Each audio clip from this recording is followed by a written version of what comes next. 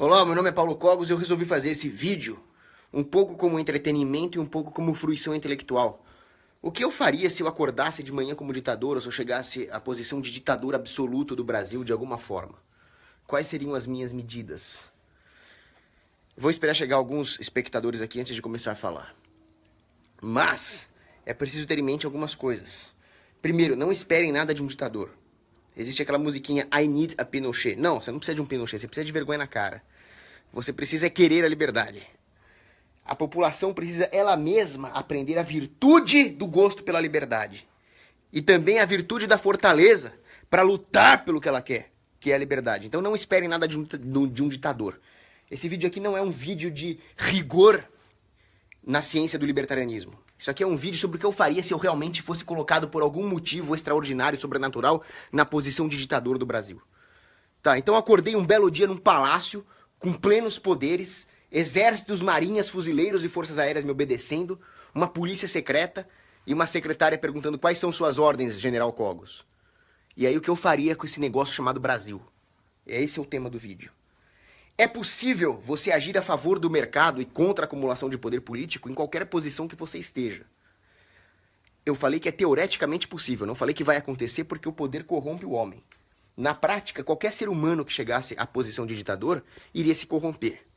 Agora, eu que não sou ditador, eu que sou um vlogueirozinho de internet com uma empresa aqui, o que eu gostaria de fazer se eu fosse ditador? Qual é o bem que eu gostaria de fazer, mas que talvez eu não fizesse devido à minha própria vulnerabilidade à corrupção?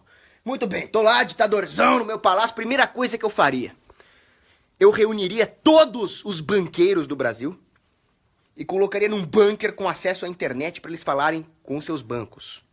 Entraria lá dentro também junto com um padre e com um destacamento de fuzileiros navais. E eu falaria o seguinte para eles: sua raça de víboras malditas!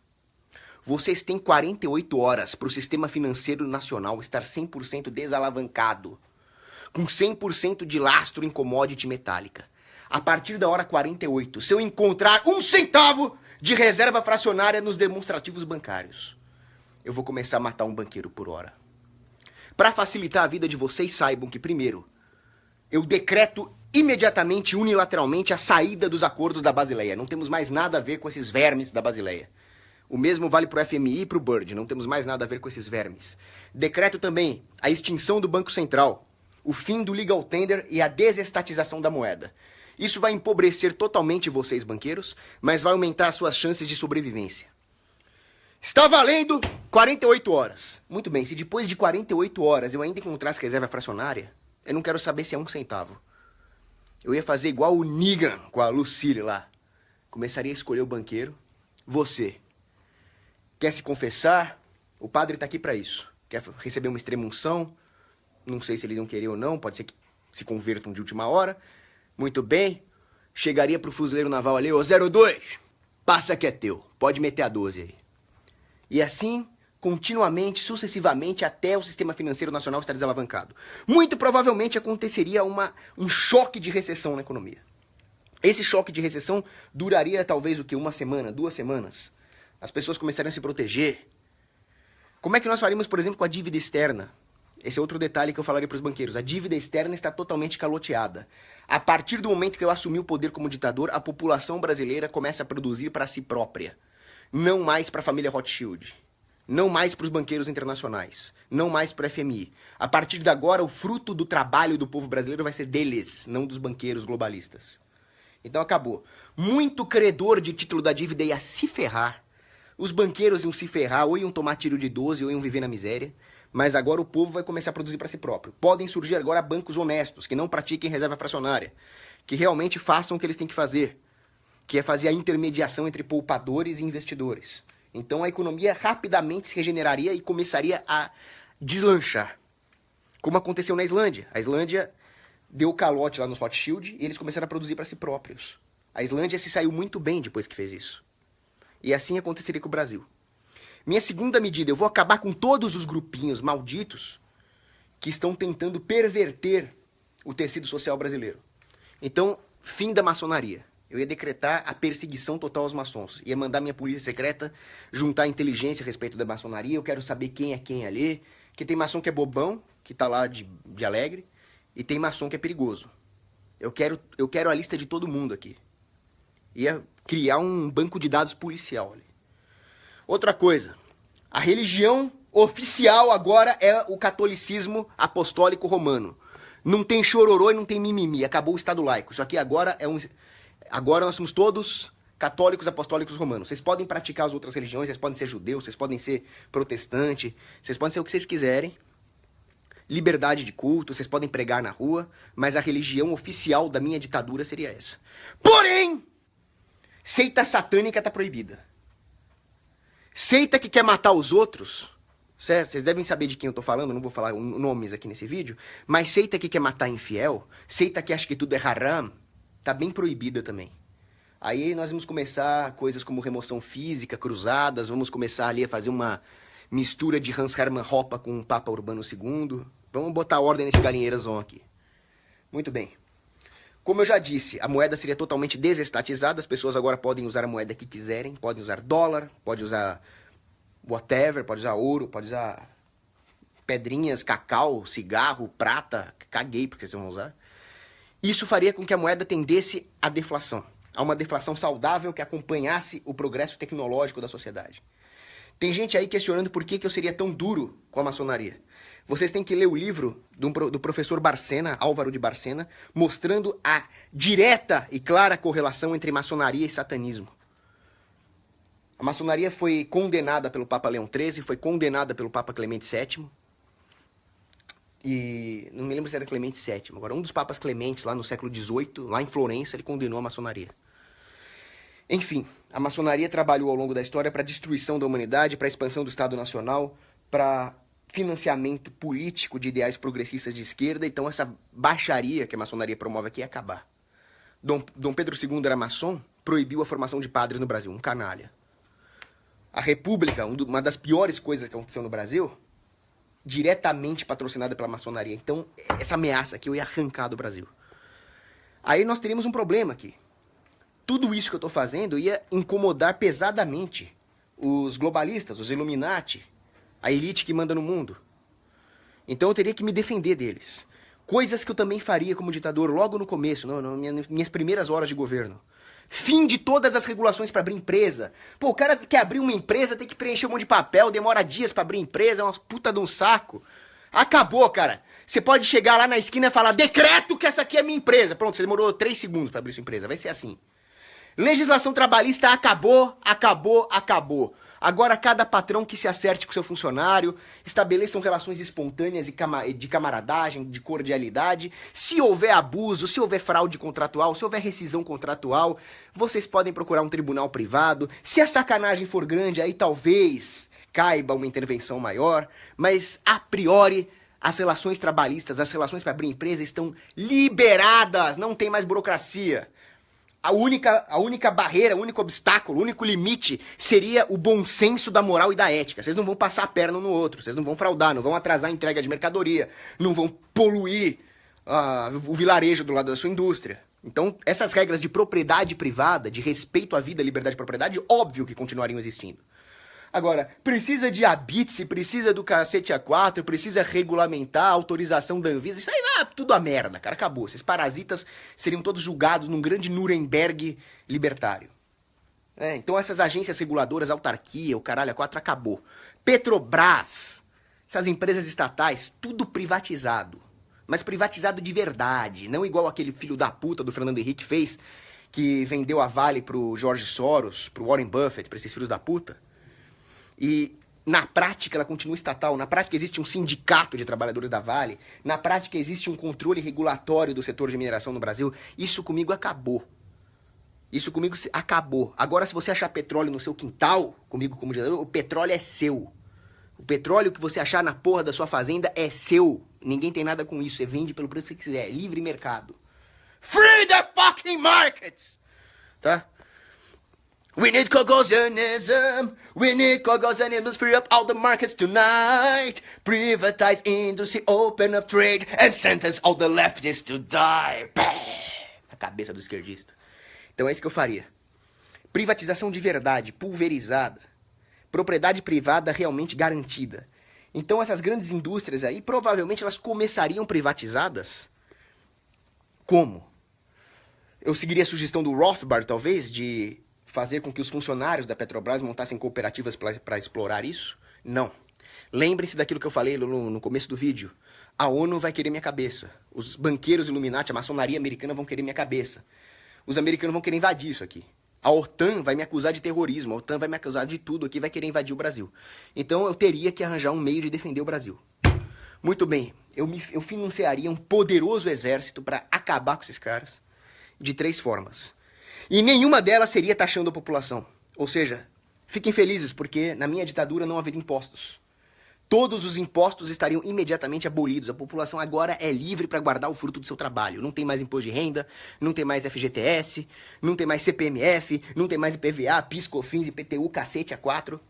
Vocês são livres. Haveria 3 formas de eu me financiar. A primeira é a seguinte: tudo que é estatal, Petrobras, escolas, hospitais, todos os ativos do governo, terras do governo, ativos financeiros do governo, eles seriam privatizados mediante leilão, para quem quisesse comprar.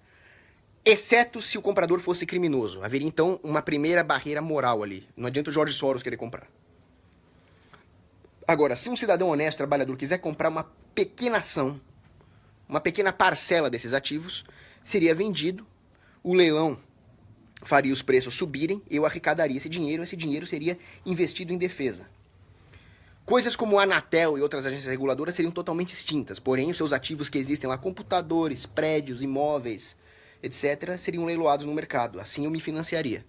A segunda forma que eu encontrei de financiar a defesa sem taxar a população seria a chamada taxa de defesa, não é um imposto.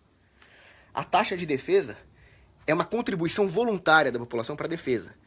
As áreas do Brasil, então eu contrataria ali estrategistas militares, generais, almirantes, especialistas, e dividiria o país em várias áreas táticas, operacionais e estratégicas. Eu alocaria os recursos de defesa de uma maneira básica, ou seja, tentaria defender toda a população, mas eu daria um plus, um bônus, conforme a contribuição de determinadas áreas geográficas para a defesa nacional.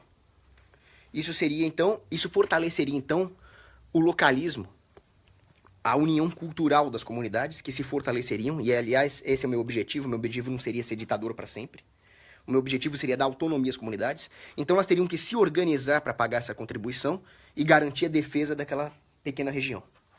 Talvez elas não queiram que eu defenda diretamente, talvez eles queiram montar o seu próprio exército. Mas esse exército que eles montariam, vamos supor lá, Ribeirão Pires resolveu criar uma brigada de infantaria para se proteger. Muito bem. Mas essa brigada de infantaria estaria dentro de uma divisão? Estaria dentro de um corpo de exército? Provavelmente não, eles não têm dinheiro para isso. Então eles poderiam entrar na minha ordem de batalha.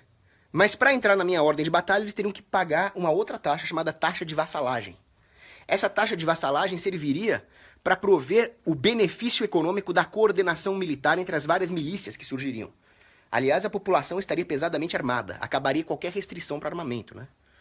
Dessa forma, o exército, a defesa brasileira, as forças brasileiras para se defender contra a ONU seriam compostas pelas minhas forças de elite pessoais, a minha guarda de elite, que seria fodida, pelas forças regulares que pagariam a taxa de defesa e pelas forças irregulares que pagariam uma taxa de vassalagem. Tudo voluntário. Tudo mediante acordos econômicos, contratuais. Ou seja, seria um grande exército privado, composto por forças regulares e irregulares, o que seria um pesadelo para a inteligência do inimigo. A ONU, os Estados Unidos, eles não teriam como enfrentar isso. Eles vão invadir o Brasil, eles vão atacar exatamente aonde? Qualquer cidade que eles atacarem, milícias de cidadãos armados, milícias de defesa semi-profissionalizadas, exércitos profissionais estariam esperando eles, e eles dariam de cara com a morte ali. Então a defesa nacional seria garantida assim. Todos os outros setores, educação, saúde, eles seriam privatizados de uma maneira indenizatória. Educação não, educação privatizava no primeiro minuto de governo. Olha, não existe mais educação estatal, se virem, sei lá, vão para uma biblioteca, pega um livro, estuda, entra no YouTube, entra no site do Rothbard, se vira. Educação acabou. Agora, saúde é um problema, porque tem gente lá nos hospitais públicos, né, entubadas, com aparelhos. Como é que nós vamos fazer com essas pessoas? É claro que, no curto prazo até, a caridade privada tomaria conta dessas pessoas. As igrejas, os conventos, a filantropia laica, todos eles cuidariam dessas pessoas, mas não dá pra esperar. Eu não posso deixar um cara que tá no hospital público morrer, certo? Aí eu faria o seguinte: nós vamos indenizar as pessoas que foram lesadas por anos e anos, décadas e décadas de democracia, de Estado Nacional. Além dos doentes entubados nos hospitais, existem os aposentados que trabalharam a vida inteira e que não fizeram nenhum tipo de plano de previdência privada. Eles estavam dependentes, escravizados da previdência pública. Por outro lado, eu não vou roubar ninguém. Eu não vou roubar o cidadão inocente para cuidar desses caras. Isso seria uma violação da ética libertária.